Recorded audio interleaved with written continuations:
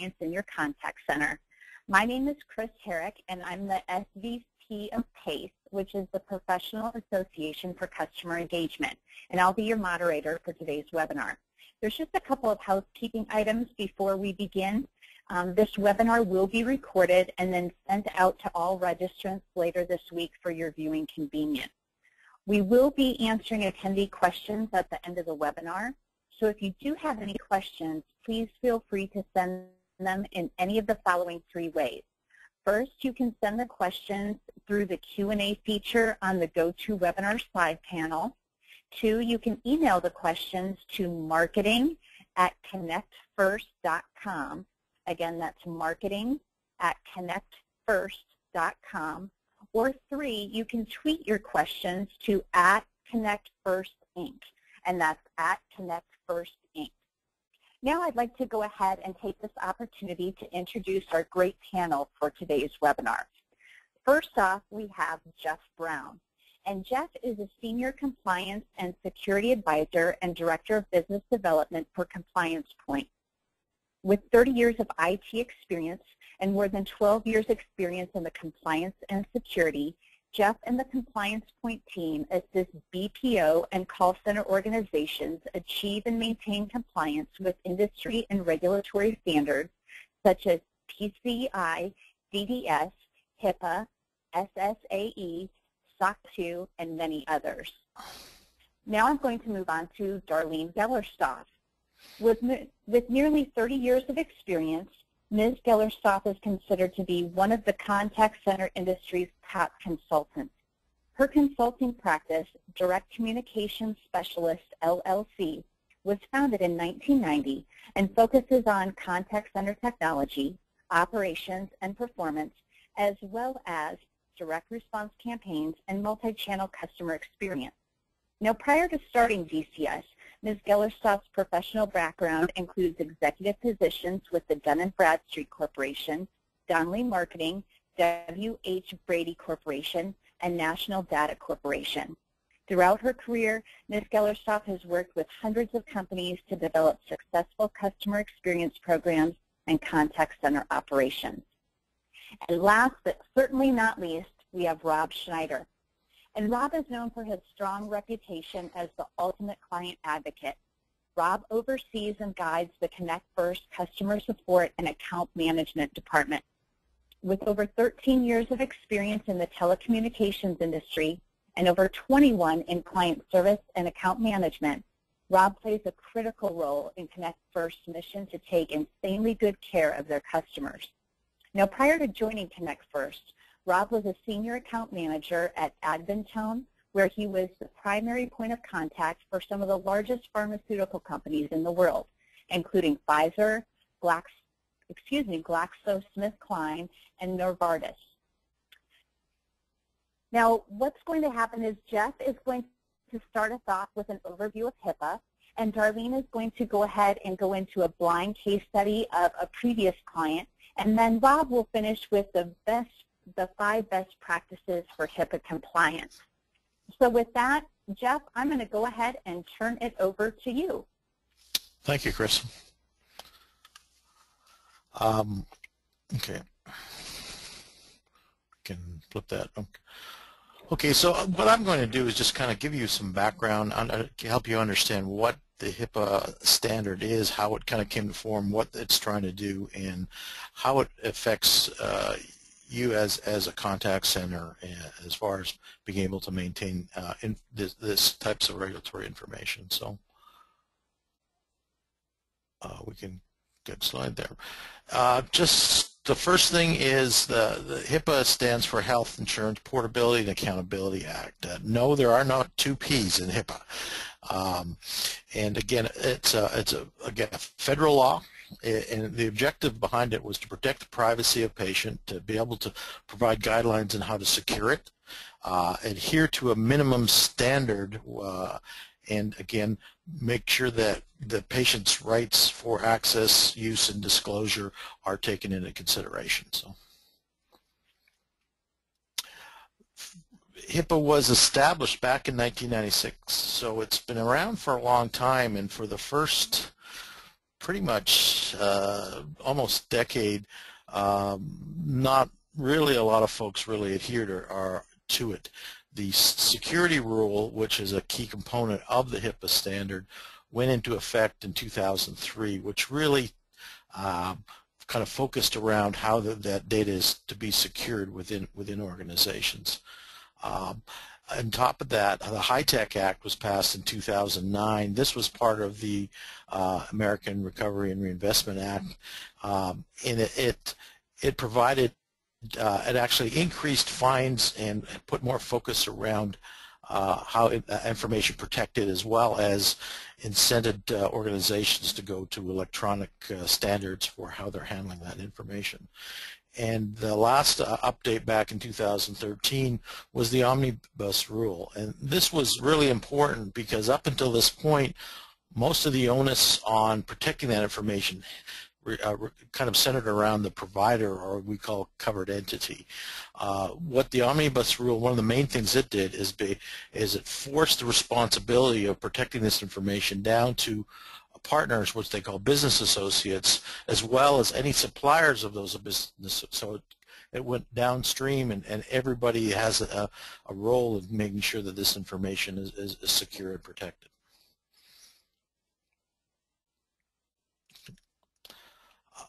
Now, a lot of people ask, well, what is it I need to protect? Well, what we call PHI information, protected healthcare information. And what that really is any combination of personal identifiable information with information about diagnosis or treatment for that individual. That information can be created by a provider or health plan or authority or life insurance, or even an education or such as university in a school. And it can relate to past, present, or future health conditions, so it doesn't necessarily have to be current. Go ahead, Nick. Part of that, when we talk about a combination of personal identifiable information, HIPAA really identifies 18 identifiers that make up personal identifiable information. So it's not just a social security number. It can be your name, an address, like a zip code, and any of this combination of any of these information combining with treatment or diagnosis can fall into the definition of PHI information, which means that you have to protect that data within the guidelines of the HIPAA laws.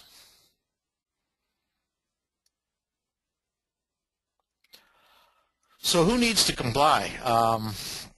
Really, any organization that accepts, handles, processes, transmits, or stores protected health information kind of falls into that. Covered entities, I'd mentioned, are organizations that provide some kind of health services, like health, again, insurance companies as well, and that will fall into that.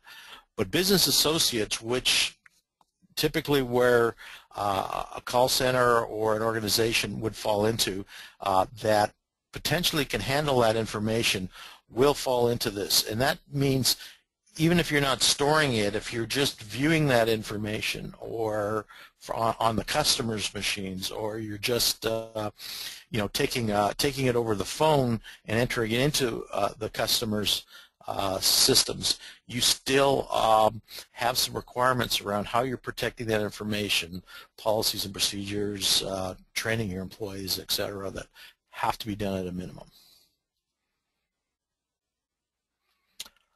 So as far as understanding how to become compliant, kind of the first thing you need to understand is, are you accepting information that is defined as protected healthcare information? If you're taking information about an individual and you're calling on behalf of somebody that's presenting a diagnosis or treatment service, i.e. like diabetic treatment, or a new drug for cancer research, or anything like that that could potentially identify a diagnosis or a treatment with that individual, then that's PHI information, and you have to treat it as such. Secondly, you should be, if that's the case, then your customer will require you to sign a business associate agreement. In that agreement, it will say that you will comply with the HIPAA requirements. So you will need to be able to demonstrate, usually through an assessment document of some kind, that you are meeting the requirements of HIPAA. And of course, if your customer or supplier or business associate has signed a business associate agreement, they're also going to want you to sign one. So it just depends on, again, where, but typically it's going to come from who you're doing business with, and they're going to require you to sign it. At that point in time, you need to comply with it. The standard's made up of 3 distinct rules. The security rules, which I'd mentioned before, really is the standard for the controls around securing patient data, and how it gets transferred electronically to that. So the privacy rule is basically around how you are maintaining the privacy of that individual. It talks about disclosures and records and gaining permissions on who you can provide that information to. And the breach rule deals more with if a breach encountered, the breach response, incident response, how you report that breach, and that. So there's a whole guidelines around that too. For the most part, most business associates, call centers, BPOs that have to meet HIPAA focus mainly on the security rule. Most of the guidelines around privacy and breach are more targeted around providers and covered entities. Within the security rule, there are 3 areas very similar to what you might see with PCI and some of them. There are majority of the controls are administrative controls, i.e. policies and procedures. It's critical that an organization has these documented on that, and that they can produce and prove that they're complying and enforcing these policies. There are technical and operational controls. Some of those are considered addressable versus required. Addressable does not mean optional. It just means that you have to mitigate the risk if you do not comply directly with that control. And then the physical controls, how you're protecting the areas around that where that information is being accepted or stored or transmitted out. So it those are things like we talk about visitor logs and badges, monitoring, access control from a physical nature that have to be in place within your organization. For the most part, if you've done a lot of this, if you've gone through the PCI process, a lot of the physical and technical controls will probably be in place. The administrative policy controls, of course, will still need to be addressed. So we have a lot of questions about HIPAA and what it is and what it's not. And the one we get a lot is, I want to be HIPAA certified, or can I be HIPAA certified? The answer is no.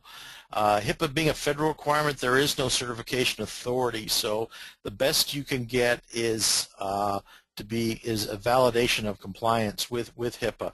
There are organizations that come up and advertise you being certified. There are individual healthcare or courses that are certifications for providers. They can get some certification around it, but as an organization, what you're looking for is basically demonstrating you're compliant with the HIPAA requirement.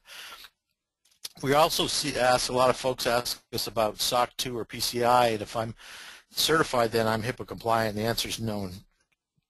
Although there's a real significant overlap in the controls between these different programs, the organizations do not recognize each other as far as fully compliance. Now, you can, if you do a HIPAA assessment, you can include it in as additional criteria into something like a SOC 2, which would strengthen the document, but you would still have to go through the HIPAA assessment requirement, since it does not overlap 100%. Do I have to have a third party to conduct the assessment? The answer is no. Depending on what your customer is asking for. A lot of them will ask for a third party assessment. Typically we recommend, if you've never gone through one, get some help that first time through, be able to really identify kind of where you stand and what you need to do. Going forward, if you've got people that are experienced and capable, you can take over maintaining that standard going forward, assuming again that your customers aren't requiring you to go to a third party to get it. But third parties assessments are generally more accepted by organizations. So what if I don't become HIPAA compliant? Well, again, there's a number of things. One, since the customer is usually the driver behind that, you may not get that customer. That's pretty much the big one, and it becomes a business decision for most people.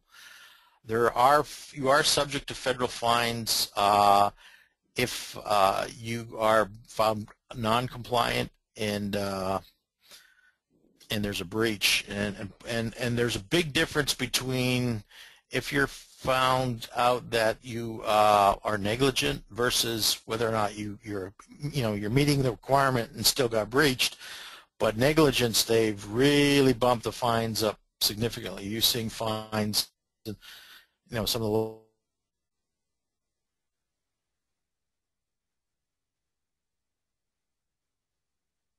the seeing state fines as well being piled onto that. And it certainly opens you up from a civil suit because PHI, again, you're talking personal information. We're seeing quite a lot of civil suits coming out of a lot of these big ones, particularly the big insurance companies that have just happened. And of course, it's impact your reputation. Because you have to report this breach, once it's out there, there's a lot of people tend to, may think twice about who they're doing business with. So it has a lot of the similar negative impacts that something like a PCI would have.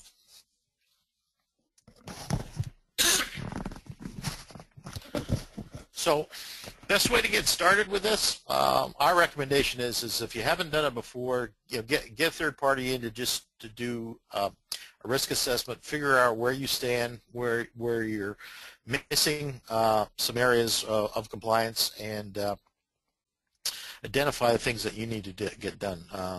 Majority of that's probably going to be on policies and procedures, and so it's important that you have all of that documented. Update and add any deficiencies in your technical and your physical controls.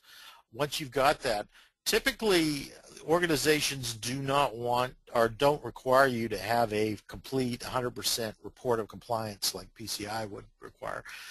They just want you to see, they want some kind of risk assessment that says where you're deficient, and then some validation that you've addressed those controls. We also recommend strongly that, as part of this, you do a vulnerability assessment and a penetration test, just to test the network to ensure that you've got no critical vulnerabilities that can be compromised from the outside or from the inside.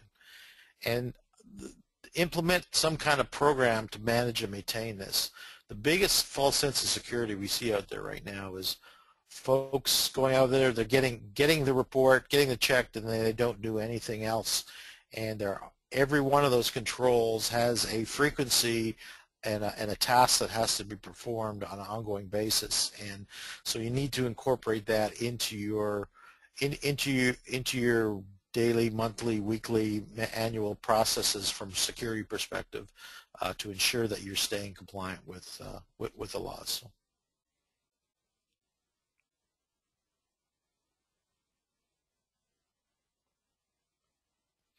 So with that, I guess I will hand this over to Darlene to talk a little more about kind of what the impacts are. Well, thank you so much, Jeff. And boy, I have a lot of questions for you too. You always have a great overview of these types of issues.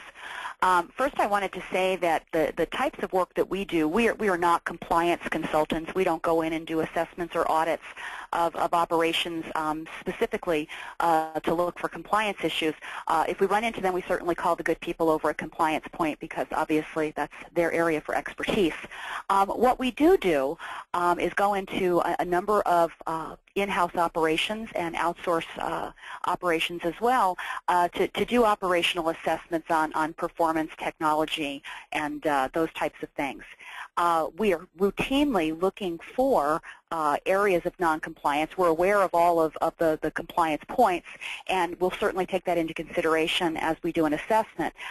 Here's what's interesting, and you know, my slide starts out by saying, are you at risk? Very often we will go in to do a performance assessment on a company that does not consider themselves anywhere near the healthcare space. Many of our clients are in consumer products and goods. These could be customer service or consumer affairs teams supporting products used by consumers. So I think a point of risk here that is often very unexpected for many of our clients is what happens at the point of conversation with consumers when they are calling to report a failure of a product, an issue with the product, perhaps even some type of a physical injury because of the use of a product, and then the types of things that happen while that failure, that product failure or physical injury is being discussed.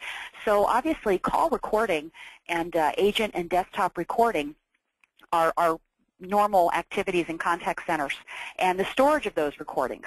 Also, live monitoring of those conversations.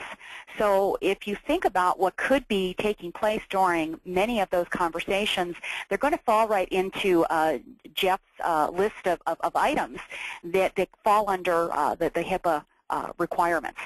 So personal information, perhaps even copies of medical records that are either being faxed or emailed. Perhaps there is very sensitive information on the conversation regarding the treatment of the medical condition or the injury. And if that's not concerning enough, if that didn't get your attention, and I think, Jeff, you had said kind of following the chain. So as this information is captured, is used, is collected, very often the various departments are not thinking about this as HIPAA information, and they share this information for a variety of reasons. It could be a marketing department, it could be product development, it could be product quality. So these documents, these transactions, these recorded phone calls begin to get passed around, specifically perhaps maybe because of the product issue or just as regular course of business. They may download and share these files with some type of a marketing or PR arm on a regular basis. It is very concerning to look at this information and realize how far it can go from the point of the conversation beyond the company, even into other agencies, other call centers, even advertising agencies and different third-party marketing companies. So again, companies that do not think that they are traditionally in this space and have to be concerned about this space really do need to think about that. And Jeff, I wanted to kind of get your opinion on, you know, again, what some of the risks are for these companies who don't even think that they need to be in compliance. Yeah, there are some things actually in a lot of companies that if you think about healthcare, even getting out of the fact that you're talking to customers and stuff, but even think about the fact you're on employees, and if you're providing benefits to those employees that you know, again, you're handling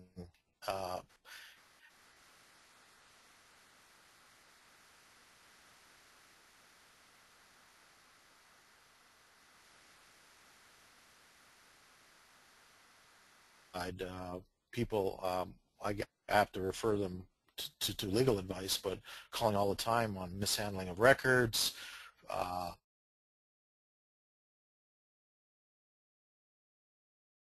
organization has passed on their healthcare record on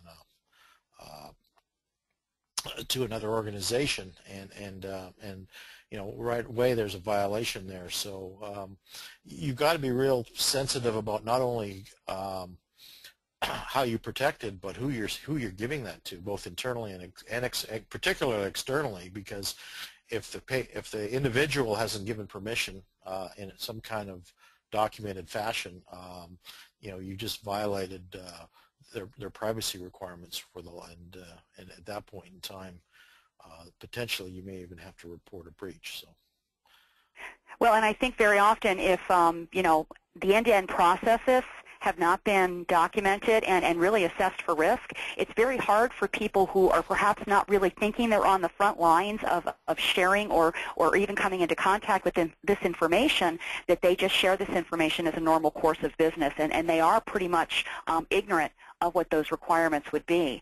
So the only way to ensure compliance at that level is to make sure that an end-to-end assessment really is done and ties all those links together and ties all of the parties together that may have reason to look at or in any way interact with those types of transactions and that information. Yeah. So go ahead, Jeff. And I'm just going to say that, and any organization that they intend on passing information to, the organization must ensure that those companies are signing a business associate agreement as well, so that they have some documentation to ensure that that company is also protecting the information based on the standard. So my comments were primarily meant to, I think just start some questions in the minds of the folks out there today, that if you do have any cause to have those types of conversations with your customers or consumers regarding these types of issues, you really do need to go back and take a good hard look at what information is being collected and how is it being managed and where is it going to. Even to the point of if, for instance, a faxed medical bill comes into your center, and this is perhaps a claim based on an injury on your product, where is that fax, how is that fax being handled? Is that fax just coming in and sitting on a machine somewhere on the operations floor? So there's an awful lot of points of communication that have to be covered in order to really make sure that you're in compliance. I'd also like to say that we have the opportunity to work with a number of companies that truly are in this space. And again, I find it interesting that I can go from one company perhaps in the insurance space or a company perhaps that even uses nurses on the front lines, and it can go from one location to another in the same company and find a variety of ways that compliance is either being met or not, right down to cell phones in the hands of the agents or being allowed to have paper and pencil or not on the production floor. So Jeff, I was going to ask you, what are some best practices in that area as far as just ensuring some basic security at the agent level? Well, once you get into mobile and email, it becomes a whole different story, because email's a no-no. You cannot send healthcare information over the email. It's just not secure. So secure email is a requirement. Secure texting, all of that is a real challenge for a lot of, especially when you're talking about organizations that are providing services at the home and things like that where they're remote. Encrypting information at rest as well as in transit is again a critical piece of that. Policies I mentioned, I can't just reiterate enough. You've got to have documented your policies around HIPAA and how you're controlling that, and then training your people, making sure that you can validate that you have trained your people on if they get exposed to PHI information, how they are to handle it. That is critical, and it doesn't matter if it's, like I said, even if they're just looking at it, that has to be in place. Well, so as a best practice then, Jeff, I know that this is just a bill at this time, but Consumer Privacy Bill of 2015, what's your opinion on that? Well, it just makes it a little more difficult and challenging. So beyond, at that point in time, it's not, the diagnosis and treatment information are kind of moot, because any kind of privacy information on an individual will need to be protected in a very similar manner. And that, obviously, the FCC will be around, and there will be required implicit and explicit permissions as far as how they use that and how they move it around. But you've got to demonstrate due diligence for just personal information. So that list of 18 requirements those, any and all of those things will need to be protected in a similar manner. And more than likely, that is the wave of the future. Yep, that's where it's going. Well, and that's certainly what we think as we look at a variety of different centers every year in a lot of different verticals.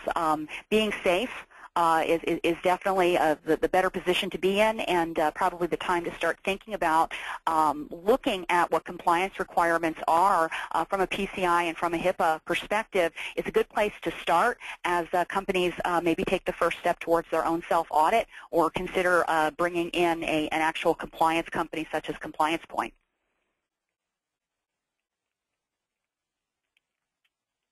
And Chris, I think that's I'm done. Okay, very good. Thank you both, Darlene and Jeff, for going into some more detail with both of that. That was great information. So Rob is now going to go ahead and discuss his 5 tips for HIPAA compliance. So Rob, I'm going to turn it over to you. Okay, thank you. And thank you, Jeff, Darlene. That was a lot of good information. And, you know, as mentioned at the beginning, in my previous employment, I worked directly with a lot of the big pharma companies, Pfizer and Glaxo and Novartis. So as a byproduct or as a prerequisite for gaining that business, you know, HIPAA compliance was undoubtedly in the forefront of what we focused upon as a company. And, you know, these 5 tips, part of this is going to be a little bit redundant because it really is touching on a lot of the things that Jeff and Darlene just spoke about.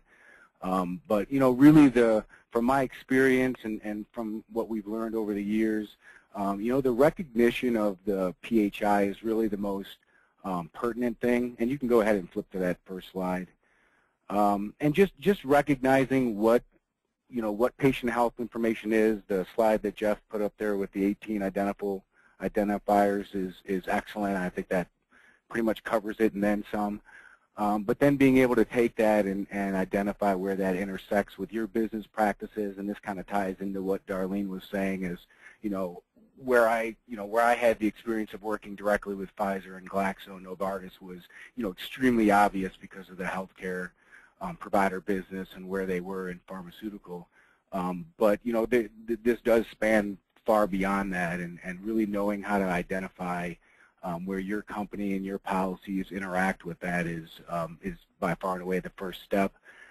And then another thing is, you know, really developing the SOPs, the standard operating procedures. You know, that was, you know, I think we had to do like 18 different SOPs for our engagement working with the pharmaceutical companies, and that ranged from data security policies, both real-time and at rest, you know, business continuity plans, disaster recovery, development procedures, QA procedures. I mean, really there's a lot of places where you really need to have your policies and procedures written out, and you know, and the #1 goal on the other side of that is training all of your employees to follow those practices and the things you've laid out. You know, and Jeff had mentioned the HIPAA risk assessment and gap analysis. I mean, that's something we went through.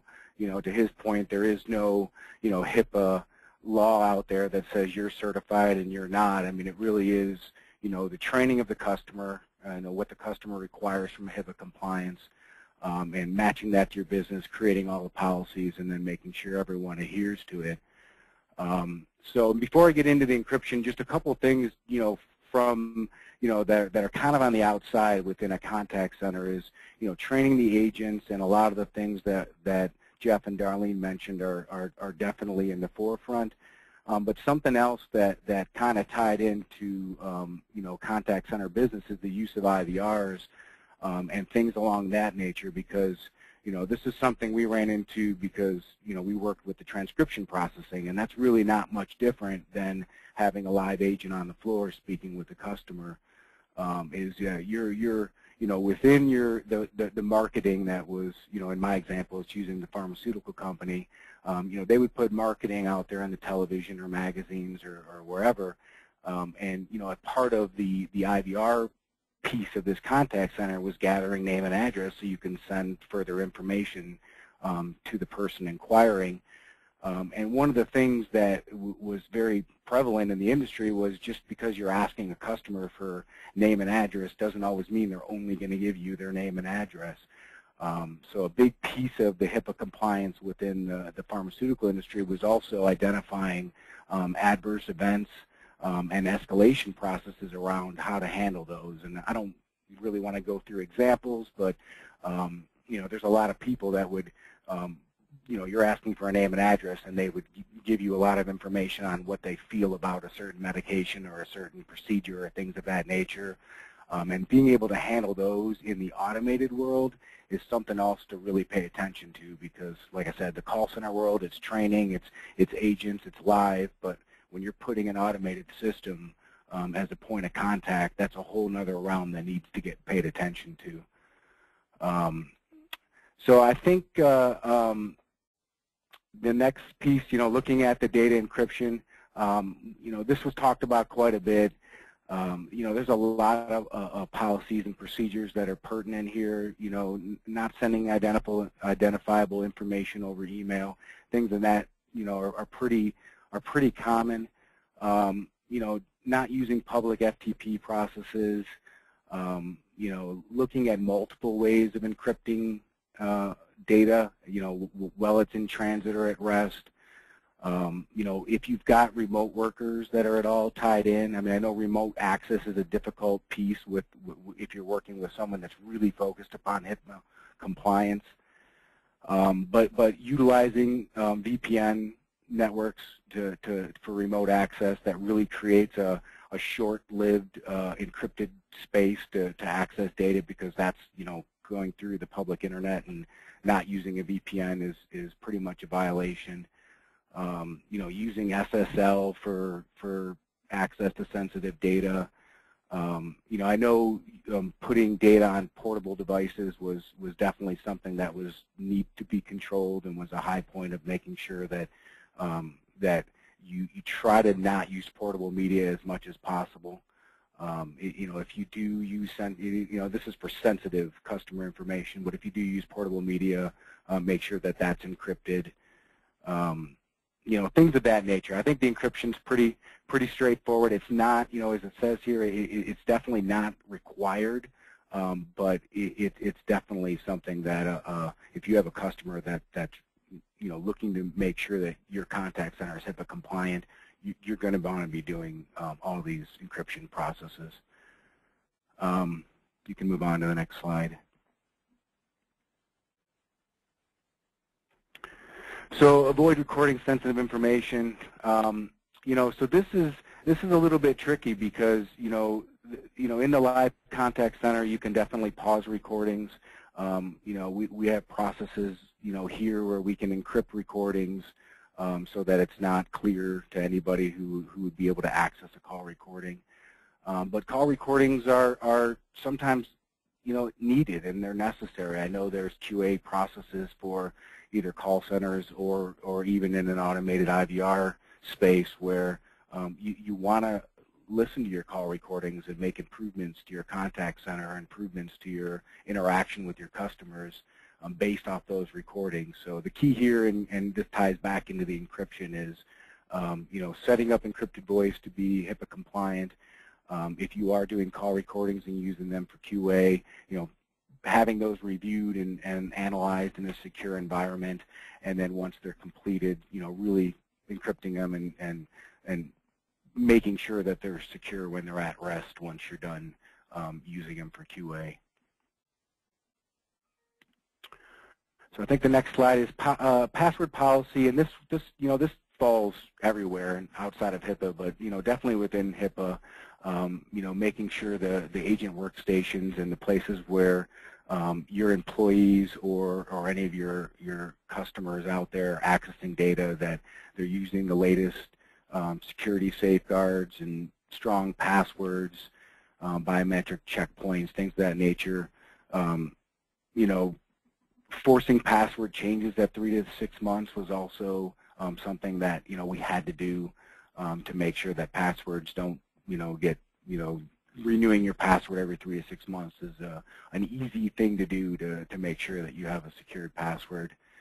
And then another one that came up quite a bit was just, you know, it's kind of the password recovery processes. So if you're looking to, you forgot your password, and you know, you guys all see that on the internet, you can click a button, get an email, and change your password. You know, within a HIPAA compliant environment, you want to make sure that that's really secure and it's not something that can easily be done. And you know, sometimes even, you know, I've seen where call center agents at a contact center can't even change their own password. If need be, it has to go through the supervisor. So that's one common practice. But outside of that, just making sure that that you're not making that too easily for someone to come in and be able to change your password and log in. And I think the last one is you know, just partnering with the HIPAA compliant hosting provider. You know, most customers have a core business that they're focused upon. You know, it's not always making sure that they're catching up and making sure every piece of their industry, of their business, is HIPAA compliant. A lot of the cloud-based contact centers that are becoming more and more prevalent at gaining business and moving off premise and things of that nature are seriously focused upon HIPAA compliance. I know we are. I know all of our competitors are. So really, that's, you know, if you're already looking at a cloud-based solution, you know, leveraging all the work and the knowledge and some of the things that are going into making sure that we're HIPAA compliant is just, you know, it's just another reason to go with a cloud-based solution rather than try to dedicate resources internally to make sure that they're up to date with all the HIPAA compliance laws. So it's just another advantage to going with a cloud-based solution.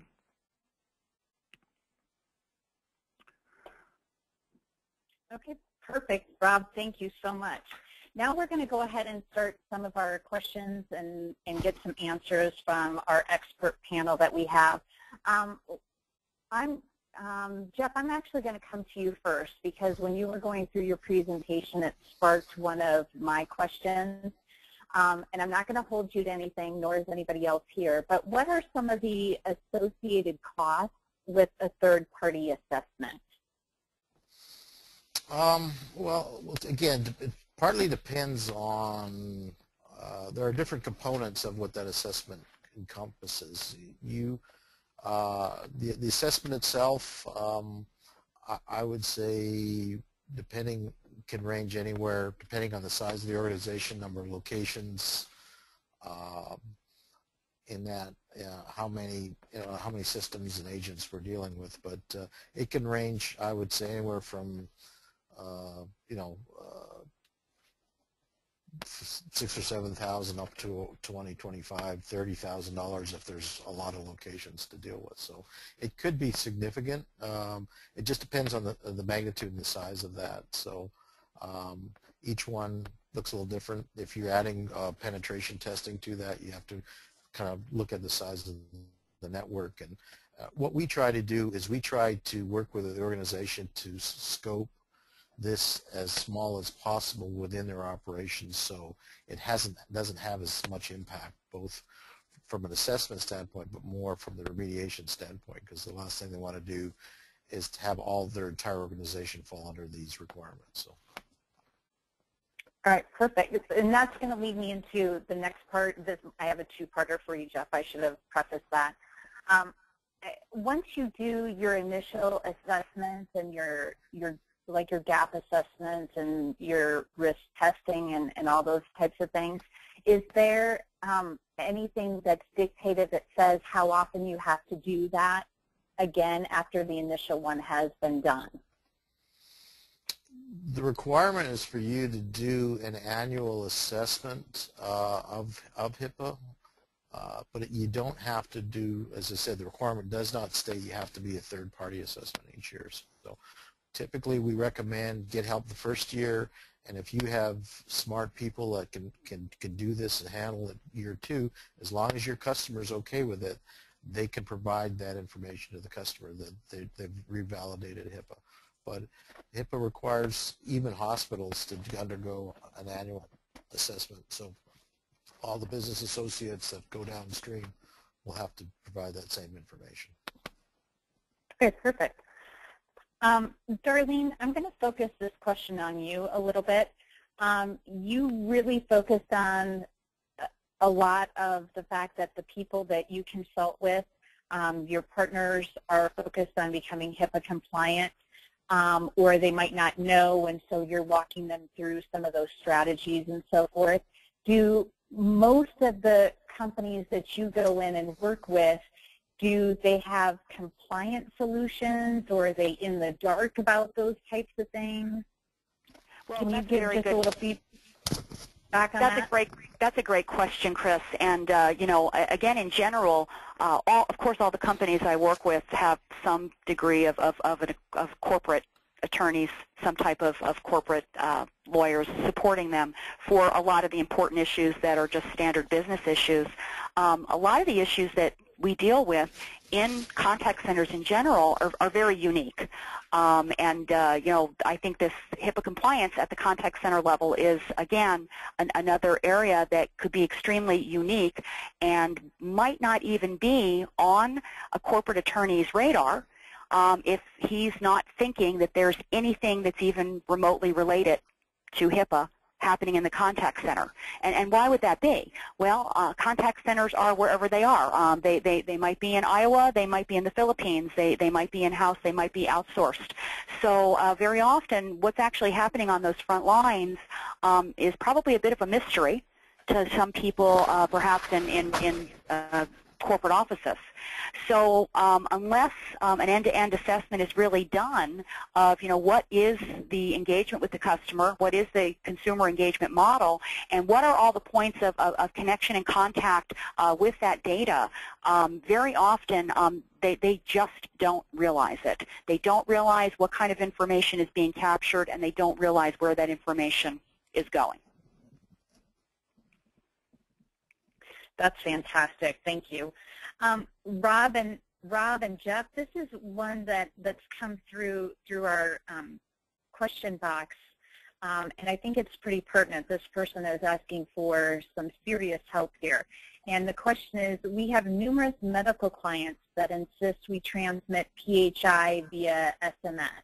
They want to know exactly where the law says this is a violation. And then the term was used, please help, with an exclamation point. Can you provide any assistance with that? I would have to check to see exactly where it is in the law, but again, you know, it's not real. It doesn't call out specific technologies. You have to take a look at that technology and to find out how secure that is. And texting right now is a problem, and we deal with this quite frequently, where I've got you know, they've got a texting solution, and they've had to deal with it one of two ways. They go to a secure texting technology, which there are out there. I'm attending HIMSS this week. There'll probably be about 15 new companies that has secure texting technologies out there. The other one we've done is basically they added a policy that they will not text patient PHIA data, and that's how they're handling it, is by policy, saying they're not doing it. But you cannot just, you know, SMS is in the clear, and it's going to violate HIPAA. There's no way to do it unless you can demonstrate it's a secure technology and it's encrypted. So. Okay. All right. Hopefully that helps a little bit. The next question could be for all of you, really. Can you address how much, if not all, of your policies that you share with your customer? Do you recommend creating customer-facing documents versus your detailed policies and procedures?